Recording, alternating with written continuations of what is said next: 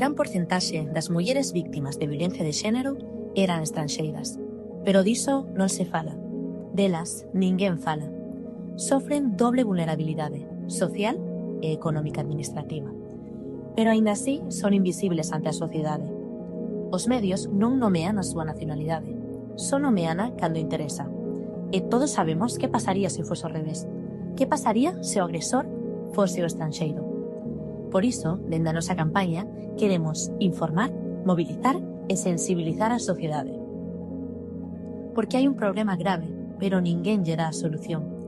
E a que nos dirixiremos?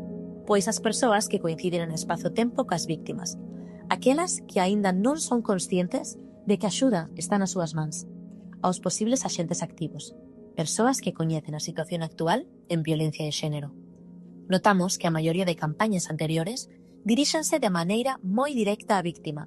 Hai falta de contexto social e as mensaxes ás veces son impersonales e pouco efectivos. Nós, ca nosa proposta, non queremos máis que sensibilizar e mobilizar a axentes activos a actuar, e así xerar unha conexión emocional entre víctima e axente activo. Queremos que esa man que coñece axude a que non. Queremos que a sociedade mire e que non vexa, que detecte e que actúe. Para iso, utilizaremos a estética das cámaras biométricas, aquelas que, para que non saiban o que son unhas cámaras que empregan software de tecnoloxía biométrica e serven para autenticar e identificar a identidade dunha persoa.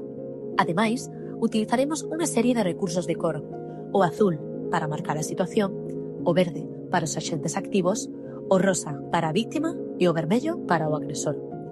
Con iso, presentaremos aos axentes activos aos que nos diriximos unha situación aparentemente normal dunha víctima de violencia de xénero, cunha lenda que narra a realidade que está a vivir. Esta que, como mencionamos antes, pode parecer invisible se non te fixas no que verdadeiramente está a pasar. Unha situación de desigualdade. Ademais, engadimos ese recurso que a fai visible de algunha maneira e mostra de maneira sutil que é un usuario non detectado, pois non está no sistema. Isto quixémolo facer desta maneira para non caer en tópicos, pois a realidade o físico dunha persoa non identifica dun lugar ou doutro. 1001 mulleres parecense a nós, as españolas, pero non quita que procedan dun lugar onde o termo violencia de xénero é descoñecido. E es ti o que pode axudala. Elas son a minoría.